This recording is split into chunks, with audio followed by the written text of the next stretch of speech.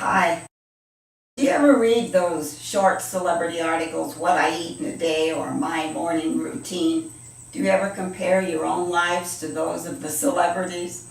Recently, I read stories in the New York Times and a couple of other publications about TV host Ryan Seacrest. Every day, it seems, he rises at 6 a.m., showers, shaves, brews and consumes matcha tea, bold coffee, and a healthy smoothie, all the while watching the news on TV. He fits in a workout along the way. He likes running and boxing and reads while being driven to work. Ryan took a trainer with him when his morning show moved to Florida for a week. He was afraid he might get lazy. Wow, amazing. Frankly, I've never had a well-ordered life, especially in the mornings. When I worked full-time, I used an alarm clock and had the ability to sleep through it. My main exercise in the morning was a frantic rush to get ready for work. I lived 10 minutes from work and usually had less than 9 minutes to get there. Today, I'm mostly retired, but I'm still not a morning person. Though my body, not the alarm, tells me when it's 6:30 a.m. and time to visit the laboratory. Years ago, I could sleep till noon. I guess my body parts were more resilient then. I could stay up later, too.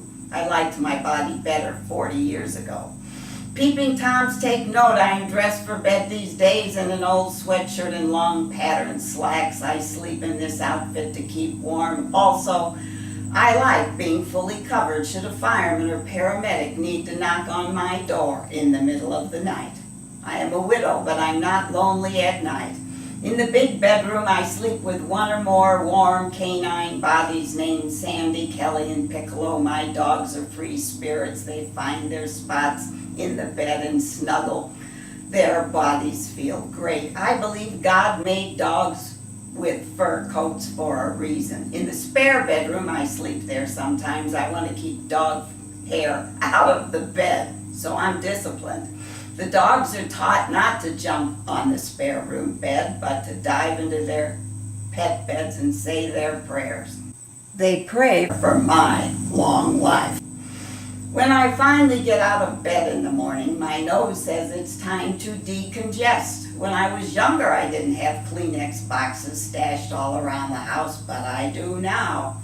When I sleep, my nose doesn't run. How is it the minute I stand up, Kleenex tissues are calling my name? 45 minutes later, my nose gives the all-clear signal, and I'm done supporting Kimberly Clark.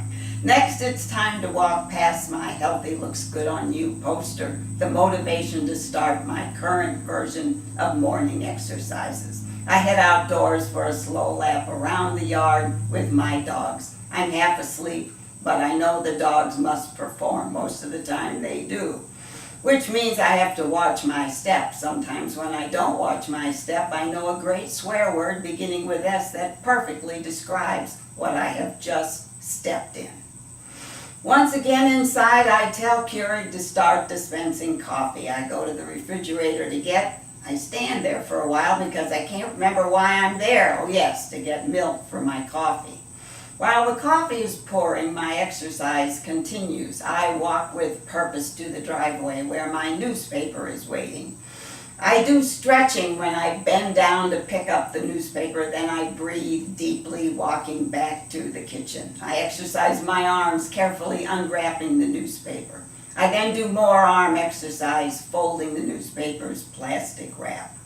Some of us don't need professional trainers. Next, I grab about 5 prunes from the refrigerator. As a youngster, I didn't eat prunes, but on family vacations, I saw old people eating them. Now I take prunes with me on vacation. I eat them in my room, however, never in a restaurant.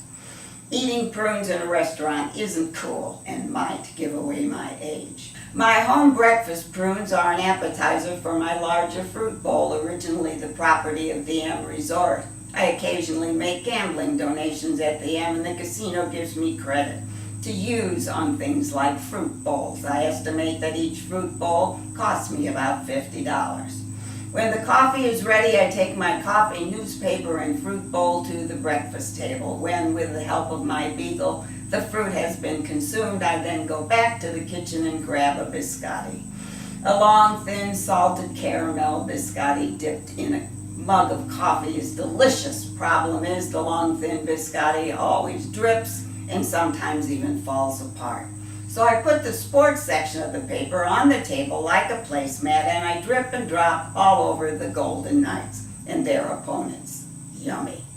Many mornings I am just finishing Johnny Cat's column when my land phone rings. A guy with a loud recorded voice shouts at me about my dirty carpet. I have tile, not carpet, so I say a silent damn it and bang down the phone.